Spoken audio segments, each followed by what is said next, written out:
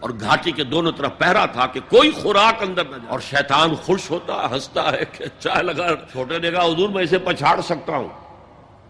آپ نے کشتی کرائی. اس نے کے مثال ہے جس کو اوپر سے خوب آپ نے سفیدی کی ہوئی ہے.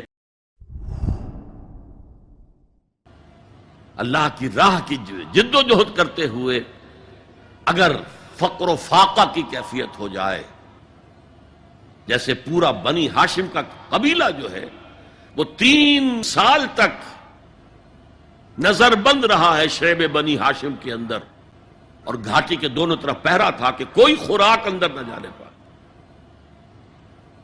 ایسا وقت بھی آیا ہے کہ بنو ہاشم کے چھوٹے چھوٹے پھول ایسے بچے بلک رہے ہیں بھوک سے، اور اس کے سوا کچھ نہیں کہ سوکھے چمڑے ابال کر اس کا پانی ان کے حلق میں ٹپکا دیا جائے. یہ اللہ کی راہ میں صبر ہے.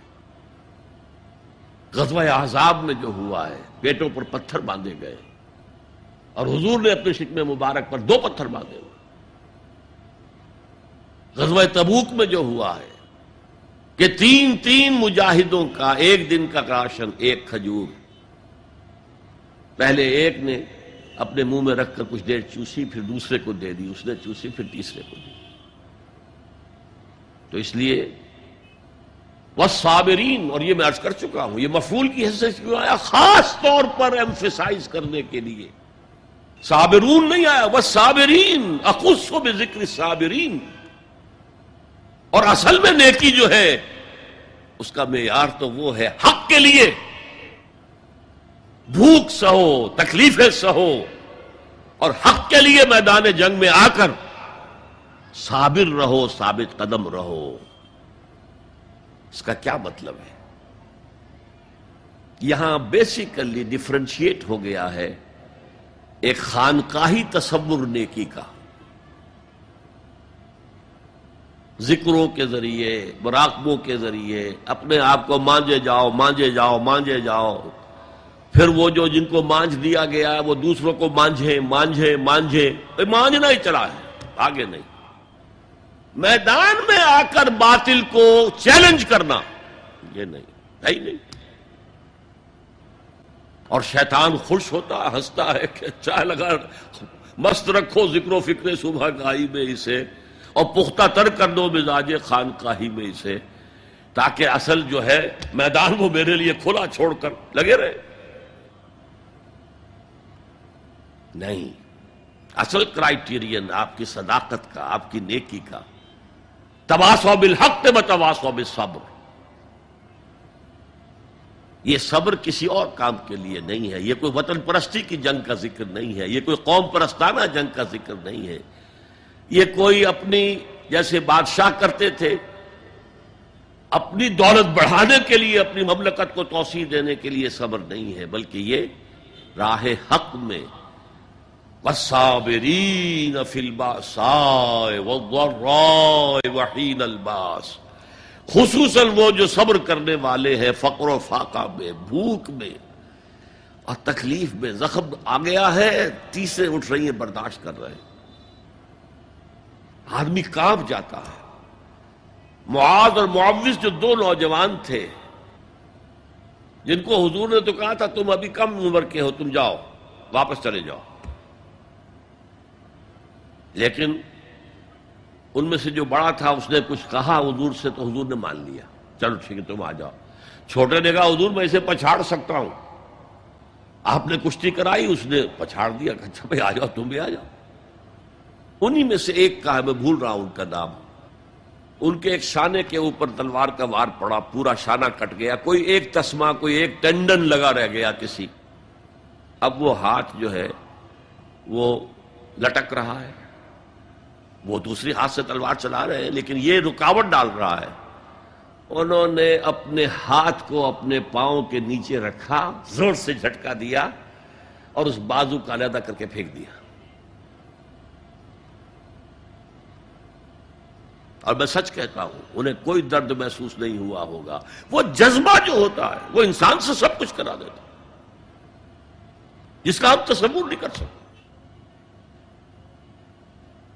والصابرین فی البأساء والضراء وحین الباس، اور جنگ کے وقت، حق و باطل کی جنگ، وہ جنگ جو ہے زرپرستی کی نہ ہو، ملک گیری کا نہ ہو،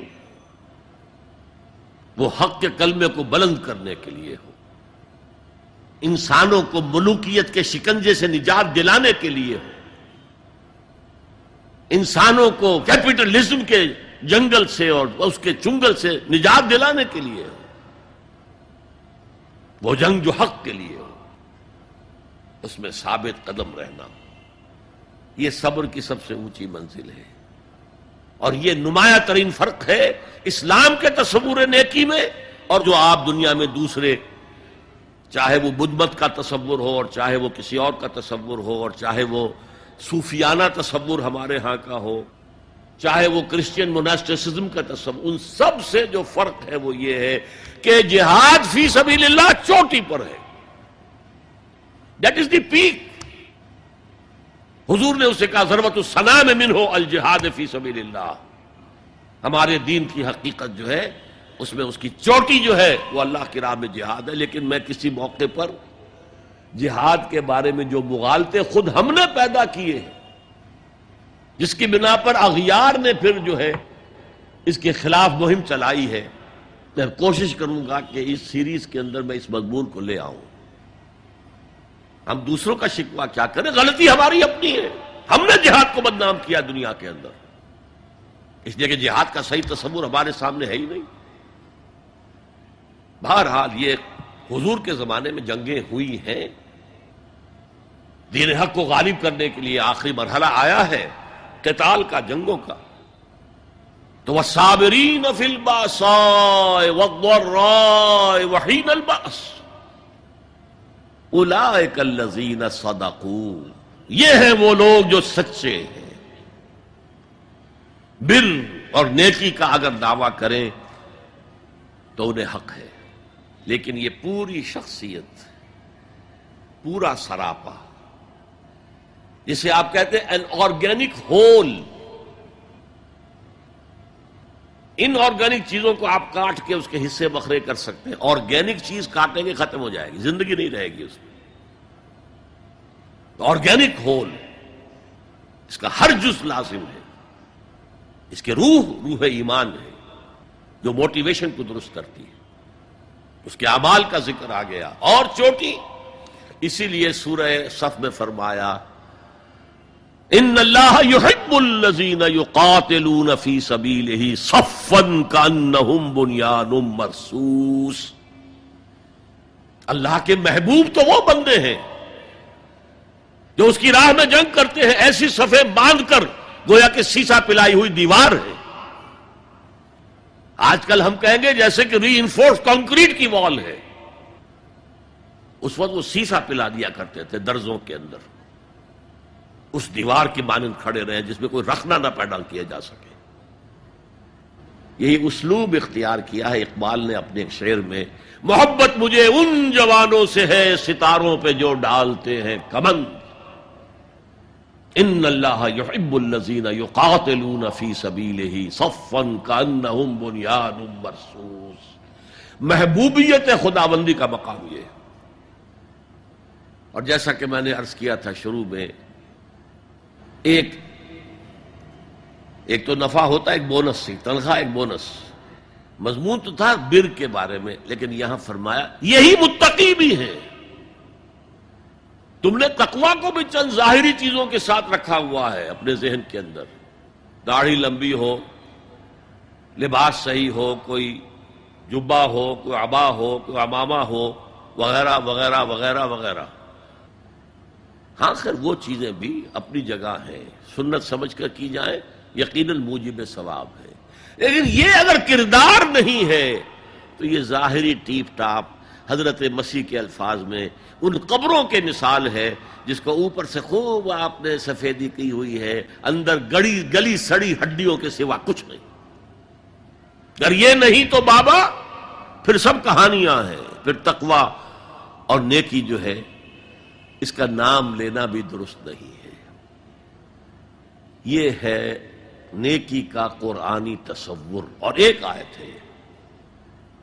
کاش کہ میں میرے قلم پر بھی جس طرح اللہ نے میری زبان کا اپنا کھولا ہوا ہے، لیکن میرا قلم زیادہ نہیں چل پایا ہے. میں نے لکھی بہت کم چیزیں ہیں، لکھی ہیں کچھ لیکن کم. میرا میڈیم جو رہا ہے وہ سپوکن ورڈ ہے، اور ایک اعتبار سے میں اس پر خوش بھی ہوں، اس لیے کہ حضور صلی اللہ علیہ وسلم کا میڈیم صرف سپوکن ورڈ تھا. آپ لکھنا پڑھنا تو جانتے ہی نہیں تھے. لیکن بہرحال میں اس کے لیے جسٹیفائی نہیں کر رہا، بس میری کمزوری ہے. اگر وہ قلم کھلا ہوتا تو میں اس پر ایک پوری کتاب لکھتا، اخلاقیات قرآنی کے موضوع پر. یہ ہے سٹینڈرڈ، یہ ہے شخصیت، یہ ہے سراپا، یہ ہے وہ کردار جو از روئے قرآن نیک ہے. اللہ تعالی ہم سب کو اس معیار پر پورا اترنے کی توفیق عطا فرمائے. اقول قولی ھذا واستغفر اللہ لی ولکم ولسائر المسلمین والمسلمات.